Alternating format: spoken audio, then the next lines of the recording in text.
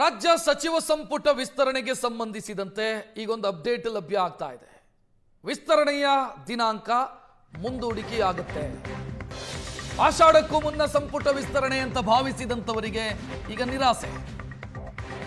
ರಾಹುಲ್ ಗಾಂಧಿ ವಿದೇಶ ಪ್ರವಾಸದ ಕಾರಣಕ್ಕಾಗಿ ಮತ್ತಷ್ಟು ವಿಳಂಬವಾಗುವಂತ ಸಾಧ್ಯತೆ ಇದೆ. ಸಚಿವ ಸ್ಥಾನದ ಆಕಾಂಕ್ಷಿ ಶಾಸಕರ ದೆಹಲಿ ಪ್ರಯಾಣಕ್ಕೂ ಬ್ರೇಕ್ ಬಿದ್ದಿದೆ. ಇವತ್ತು ವಿದೇಶದಿಂದ ಆಗಮಿಸಬೇಕಿತ್ತು ರಾಹುಲ್ ಗಾಂಧಿ, ಆದರೆ ವೇಳಾಪಟ್ಟಿ ಬದಲಾಗಿದೆ. ಜುಲೈ 12ರ ನಂತರ ಅವರು ವಾಪಸ್ ಬರ್ತಾರಂತೆ. ಜುಲೈ 14ರ ಒಳಗೆ ಸಂಪುಟ ವಿಸ್ತರಣೆಯಾಗತ್ತೆ ಅನ್ನುವಂಥ ನಿರೀಕ್ಷೆಯಲ್ಲಿ ಆಕಾಂಕ್ಷಿಗಳಿದ್ರು. ಆದರೆ ರಾಹುಲ್ ಬರೋದೇ 12ಕ್ಕೆ. ಅನಂತರ ಯಾವಾಗ ಮಾತುಕತೆ ಯಾವಾಗ ಆಗತ್ತೆ? ಮಳೆಗಾಲದ ಅಧಿವೇಶನಕ್ಕೂ ಮುನ್ನ ಪೂರ್ಣ ಪ್ರಮಾಣದ ಕ್ಯಾಬಿನೆಟ್ ಅಸ್ತಿತ್ವಕ್ಕೆ ಬರುತ್ತಾ? ಇದೆಲ್ಲ ಪ್ರಶ್ನೆಗಳಿದಾವೆ.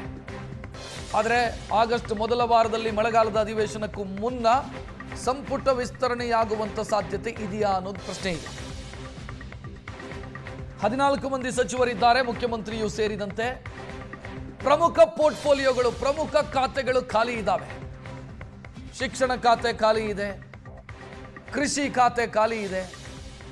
ಸೊ ಈ ರೀತಿ ಪ್ರಮುಖ ಖಾತೆಗಳು ಖಾಲಿ ಇದ್ದಾವೆ. ಅಂದ್ರೆ ಸಚಿವರಿಲ್ಲ, ಎಲ್ಲವೂ ಕೂಡ ಮುಖ್ಯಮಂತ್ರಿಗಳ ಬಳಿ ಇದೆ ಖಾತೆ. ಆಡಳಿತಕ್ಕೆ ಚುರುಕು ಮುಟ್ಟಿಸಬೇಕು ಅಂತ ಮುಖ್ಯಮಂತ್ರಿ ಬಯಸ್ತಾರೆ. ಆದರೆ ಕ್ಯಾಬಿನೆಟ್ ಇನ್ನೂ ಕೂಡ ವಿಸ್ತರಣೆಯಾಗಿರದೇ ಇರೋದ್ರಿಂದ ಯಾವ ರೀತಿ ಚುರುಕು ಮುಟ್ಟಿಸೋದು ಆಡಳಿತಕ್ಕೆ? ಪ್ರಮುಖ ಖಾತೆಗಳು ಮುಖ್ಯಮಂತ್ರಿಗಳ ಬಳಿ ಇದೆ.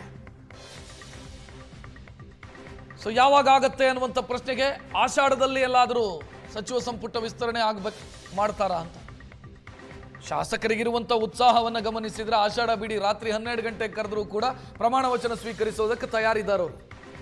ಸಿಗೋ ಸ್ವಲ್ಪ ಸಮಯದಲ್ಲಿ ಆಷಾಢ ಇನ್ನೊಂದು ಮತ್ತೊಂದು ಅಂತ ಕಾದ್ರೆ ಅದು ಸಿಗದಂಥ ಸ್ಥಿತಿ ಬರಬಹುದು. ಅದಕ್ಕಾಗಿ ಆಷಾಢದ ಲೆಕ್ಕಾಚಾರವನ್ನು ಹಾಕ್ಲಿಕ್ಕಿಲ್ಲ. ಬಟ್ ಹೈಕಮಾಂಡ್ ಕ್ಲಿಯರೆನ್ಸ್ ಸಿಗಬೇಕು, ಹೈಕಮಾಂಡ್ ಗ್ರೀನ್ ಸಿಗ್ನಲ್ ಕೊಡಬೇಕು. ಅದು ಯಾವಾಗ ಆಗತ್ತೆ ಅನ್ನೋದು ಪ್ರಶ್ನೆ ಇರೋದು.